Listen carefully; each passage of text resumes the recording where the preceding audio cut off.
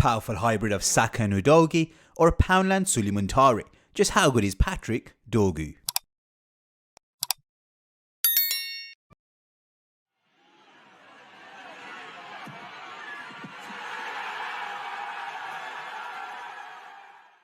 In terms of Dorgu's goal threat, his overall XG isn't particularly high when you compare it to someone like Diallo, who's more of a natural winger, but he does have good off-the-ball movement, and his positional adaptability, it's added a new dimension to his goal threat, particularly since he's moved out to the right wing. So in terms of strengths, I think his runs in behind, they're quite intelligent. He seems to penetrate the backline quite well in terms of his curved runs in behind, and then if you thread a through ball to him, once he's into space, he can really stride through onto goal. In terms of his shooting technique, he's a two-footed player. Obviously, he favours his left foot cutting in from the right wing to create those shooting angles. Very Saka-esque, little body shift, gets onto his left foot, opens his body up and tries to finesse towards the far post. But he can also do a little jinky step over, go back onto his right foot, and then deliver powerful, low-driven shots across goal. This is an area which I think still needs to show more growth, but overall, there's a good foundation there in terms of being quite ambidextrous. Shot output, relatively low, so he needs to be more of a goal threat, I would say. He needs to also show more variation in terms of ball striking. Yes, he can use both feet, but most of his shots are either finesse shots or driven power strikes. I want to see chip shots, I want to see volleys. If he's going to be a long-term wing forward, let's just say, he's going to have to show greater variation in terms of his ball striking. Overall, I'd say he's a better goal threat from the right wing, where his cutting runs, clever movement, they enhance his scoring potential. He's then able to use his left foot when he cuts in, but he can also use his right foot. From the left wing, he can only really stride forward and sort of run onto things, good timing, get onto the far post. So there's goal threat from that side too. Overall, needs to improve his shot volume, refine his striking technique, and add more variety to his finishing. Major announcement: I've just passed my FIFA agents exam, so I'm now officially a FIFA licensed football agent. So if you're a young player who needs advice, whether it's nutrition, whether it's technical, tactical, psychological, I can guide your career from academy level all the way to the pro level. If you're an existing pro level player and you need representation when it comes to contract negotiations, as well as all that technical stuff, transfer strategy, what's the best steps to take with your career, we can give you that guidance. We also work closely with clubs and directors of football, helping them with issues such as scouting, how to get the best out of their personnel, giving coaches tactical guidance as well. All the services that we can provide are all available on our website. Check the description below. So if you want Pythagoras in Boots as your football agent or even as a consultant, please don't hesitate to get in touch.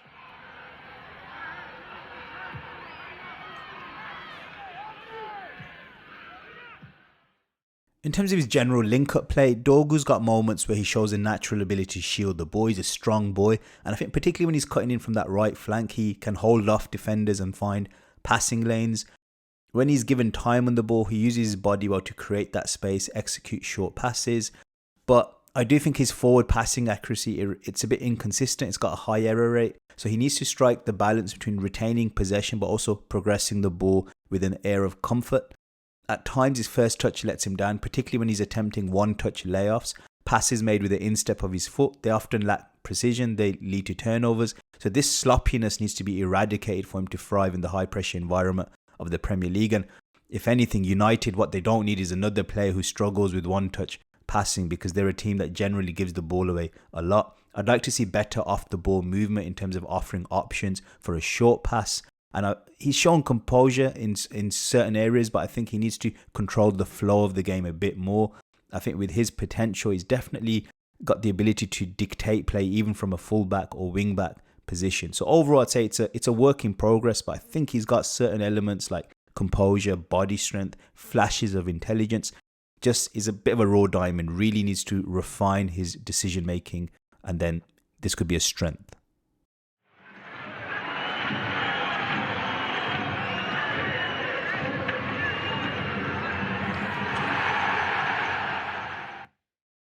From a statistical point of view, Dorgu's creativity stats are shocking.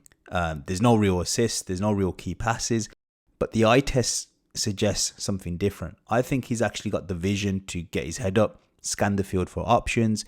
You can see that he's identifying opportunities for incisive passes, but I think the issue he's got is that when he spots these clever passing options, his delivery often lacks precision, either slightly overhit or poorly weighted passes. They disrupt the flow of play.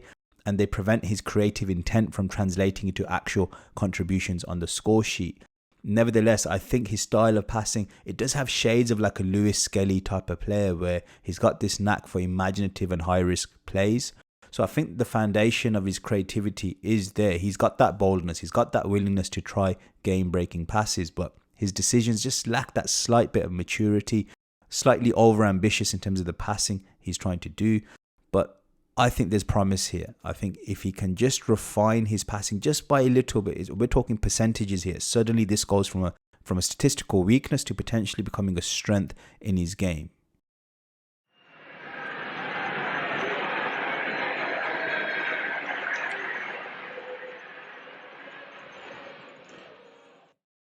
Dorgu's dribbling is characterised by his physicality. He uses his body exceptionally well to shield the ball. It makes it very difficult for opponents to dispossess him, and that strength is especially valuable in build-up play where he's very calm and assured when facing the opposition press, puts that body in the way, gives him that extra time on the ball. Despite his size and strength, he does have a burst of acceleration, and that enables him to stride past opponents when he's given the space. His agility is pretty good, but what I would say is it's not to the level of an elite winger, but for a fullback, wingback style player, it's pretty good. He can change direction, he can shimmy his way past challenges, he's got step overs, he's got body feints.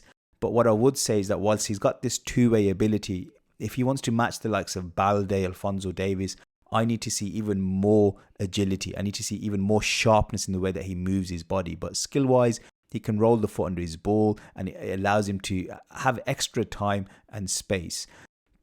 Because he uses his body so much, because he shields the ball so much, he's good at retaining the ball, but does he progress the game enough? And statistically, I wouldn't say he does.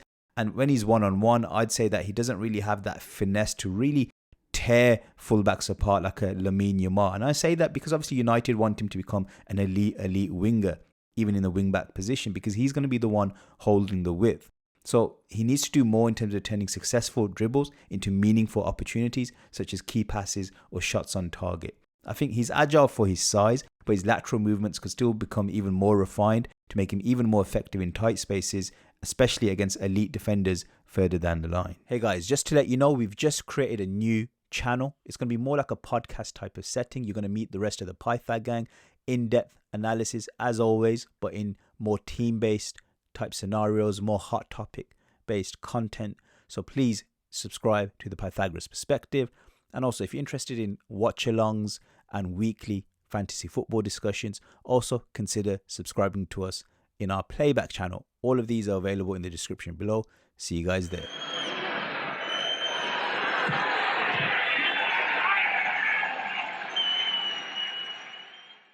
Dorgu doesn't put enough crosses into the box like a DeMarco, someone who's a specialist at crossing, but this 40% success rate, that's above average. However, what I would say is that whilst he's got this ability to locate teammates consistently, I think the stats are inflated. They don't really translate well into goal-scoring opportunities. In terms of breaking down the different types of crosses, his low drilled balls across the ground are one of his more effective techniques. These deliveries are direct, they're harder to defend against, and they offer a better chance for attackers to connect with the ball in dangerous areas. When he's cutting inside and delivering inverted crosses, I've seen a bit of promise here. He's also got this ability to use both feet, so out from the right wing when he's putting crosses in, there's a degree of unpredictability to his game, and he can deliver from different angles. However, overall, whilst he's accurate, his crosses are too loopy, they lack the whip, pace and danger, particularly from this left side, to create genuine goal-scoring opportunities. They're giving goalkeepers way too much time to adjust and deal with the ball effectively, and it's making it hard for his teammates to get good connection on the ball because he tends to cross from very deep, and that limits the effectiveness of these deliveries. Crosses from these deeper positions are less dangerous, they're more predictable, and they're not really that functional. So he needs to hit less long balls into the box and actually get to the byline and put proper crosses in. This is probably the main reason why he's got low assist numbers, because there's a lack of end product from his deliveries. Despite the fact that he's actually finding the teammates, there's no real quality or intent behind these crosses.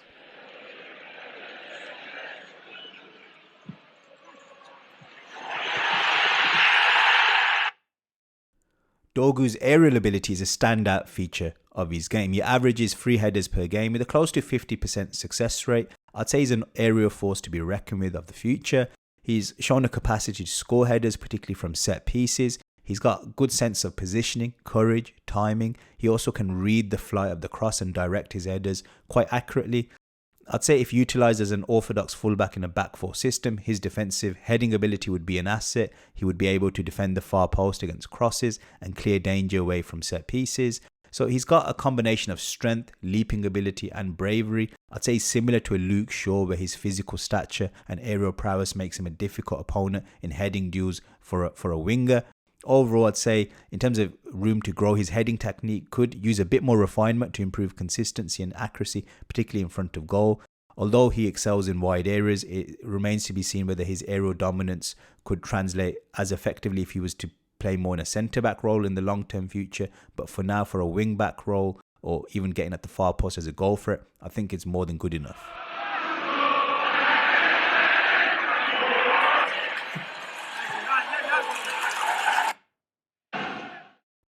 In terms of his one-on-one defending, Dorgu is no Luke Shaw. Luke Shaw was someone who's very comfortable in one-on-one defending. Dorgu, for me at the moment, is a bit too passive. Yes, at times he can mix that up with being too aggressive and going in for a slide tackle, but overall he's too passive. He doesn't read the game proactively enough, anticipating where the winger's looking to go. So against agile, quick attackers, I can imagine Dorgu long-term struggling against like the elite wingers in the Premier League.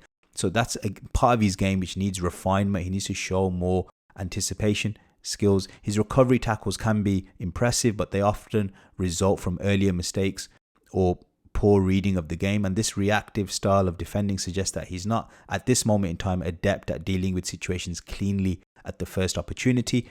He looks more comfortable defending on the right side than the left, and I think that's because when he's up against an inverted winger, he can use his left foot to block that cut in and then also sort of slide tackle with the outside of his foot and then make that tackle too. But down the left, when someone takes him down the line, he looks a bit more vulnerable. So overall, this is an area of his game which needs refinement.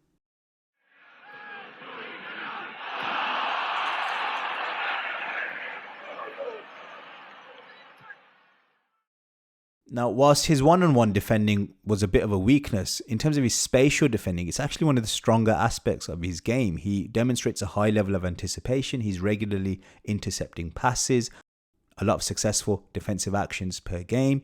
His quick actions, his springy nature allows him to cut out these dangerous balls effectively. His spatial awareness allows him to position himself effectively to block crosses, cut off passing lanes. So I think if he's in a situation where he's being asked to screen dangerous areas or press, I think he's someone who could excel at that type of role. He excels when he's vacating his position to close down space, hunt for the ball. His aggression, his energy, they're key strengths in this type of situation. So he can disrupt opposition build-up play quite effectively. And even when he does need to dive into tackles or challenges to block passes, he does that with more confidence and efficiency than when he's dealing with static one-on-one situations.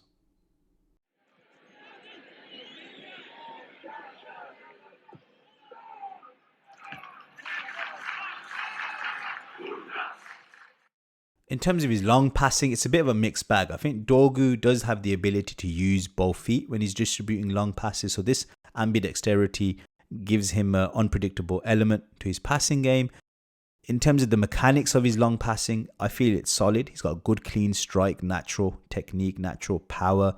So that's a strong foundation upon which to build upon. He's capable of executing some jaw-dropping passes, such as long switches of play, particularly from left wing back to right wing.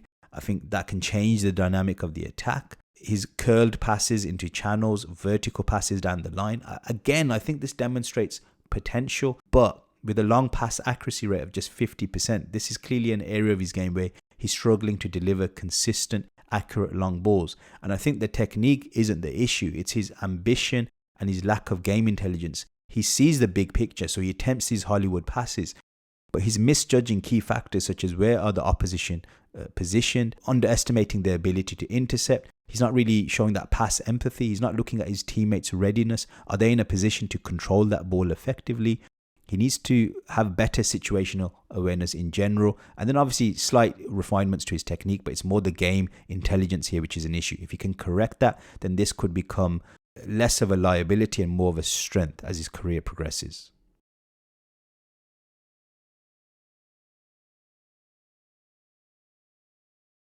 Like this where, this season he started as a right winger. I think even at times playing as a right back. So he's a very versatile player. And I think like you get different elements of him depending on where he plays. As a left back, he's very much like bursting forward. He's got the energy to get forward. Like he's very much a powerhouse in that, exactly, in that regard.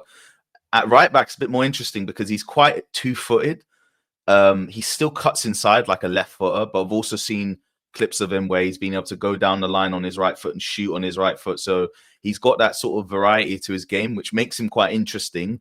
It's just the question of whether it would fit into sort of United's system and whether there are better options in that regard. Before we just go into the United section, just briefly, I think from the footage that we watched of him at Lecce, we mentioned him already, very much like a Udogie style player, like a powerhouse type of strong, athletic left back who can bomb forward, really eat up the yards. In terms of his footage at right back, weirdly, he reminded me of Aina from Nottingham Forest, where he's a very sort of two-footed player. You can tell he's more left-footed, but he's still kind of pulling it off.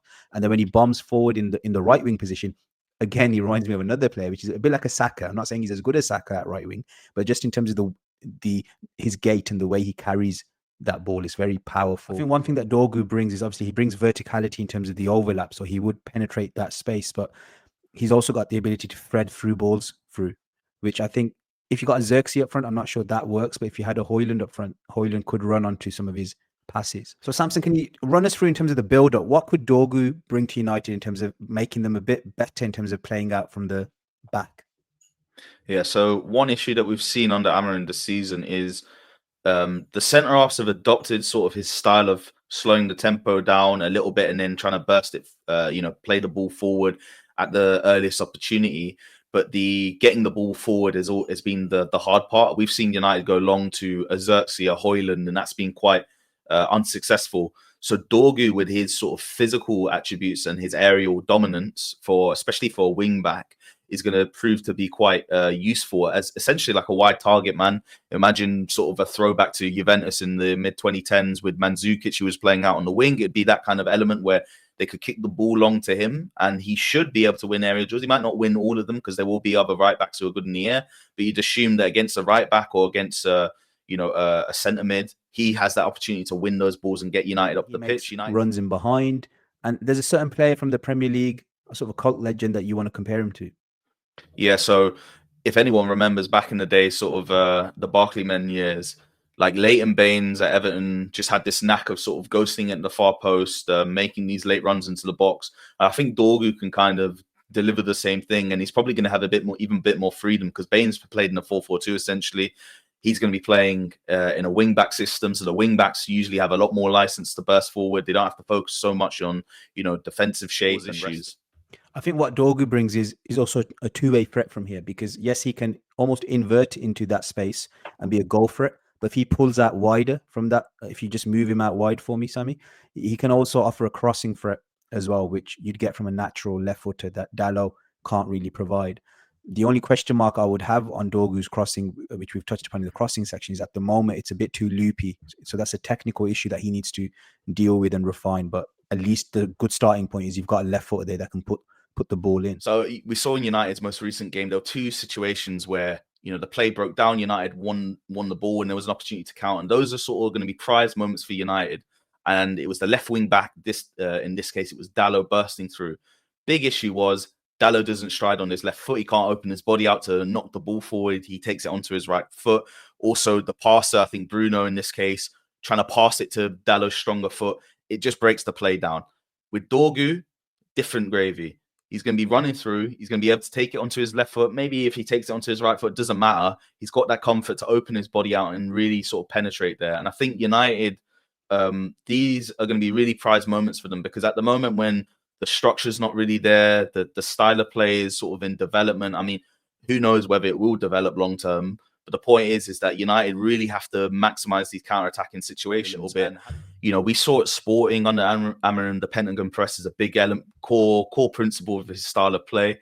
So imagine a situation here where, in this case, it's Brighton. So Veltman's got the ball. Fernandes is pushing up. Xerxes pushing up. The midfielders are very aggressive. They have to push up as well. Diallo. The other key principle of this is where, if the ball is on in this case, I guess would be the strong side where and Minter is over here. that as soon as that ball goes into Minter, Dorgu is going to be onto him. And this is where he's going to thrive, where he's going to be very aggressive, be able to nick the ball in front of the winger. That's a core component. And you should see that a lot with sort of Amarin's system, because this is an opportunity where he can use one of the wing backs to push forward, and he can get one of the sort of other wing backs just to tuck in. Where the worry is a situation like this. So let's say the ball's on this side.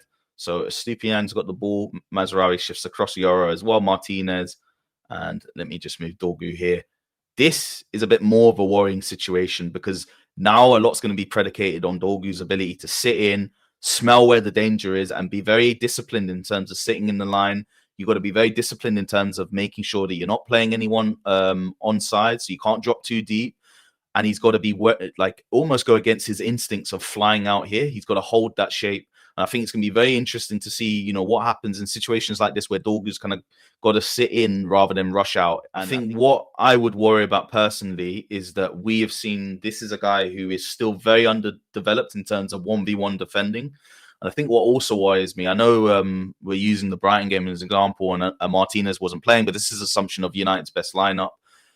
Dorgu, many a time, you know, he's had players just ghost past him way too easily. So a lot is going to fall on the left centre half, the wide centre half, to be able to cover that space. Now, we've spoken about Martinez's sort of weakness defending in these wide areas. Forget a Minter. Imagine this is a Salah. He's ghosted past Dorgu, and now he's 1v1 with Martinez. That's not a battle that's historically ended well. Another issue is the fact that if you've got Fernandes playing on this side, a lot might fall on him to come back here. So let's say he's playing disciplined and he does come back. You then eliminated a big threat for United in terms of when they've won the ball, because you really want Fernandes to be occupying these half spaces. But in conclusion, Dorgu is a raw talent. He's someone who, due to his two-footedness, but predominantly left-footedness, it's a useful asset to have in the Manchester United squad. The big question mark I have is the transfer fee. I think if he comes in for £20 million, it's a bit of a punt, but it's a punt worth taking. He's someone that could potentially play in both wing-back positions, and he is a slight upgrade on what they already have. My concern is, let's just say they've brought him in as a right wing-back. You've then got the similar issue where you've got a left-footed player trying to cut in. Then you've got Diallo as a right inside forward looking to cut in. So where's the natural width coming from that side? So that is a concern. If he comes into the left wing back position, for me, that makes more tactical sense in the sense that you've got a player now that can take it in his stride on his strong foot, and it gives United more of that natural width. But again, question marks in terms of his crossing ability. I do like his link-up play. I do like his goal threat. So I feel it's an upgrade on Diallo. Overall, do I feel like United have signed a surefire world-class prospect here? I'm not entirely sure, but I do think he's an interesting player to get, but I wouldn't want to pay 40 million because that puts an element of pressure there on the transfer budget. And you kind of need him to be an absolute hit if he comes in at 40 million. So anyway, let me know what you guys think about the signing. Please like, share, and subscribe, and see you guys again next time. Bye.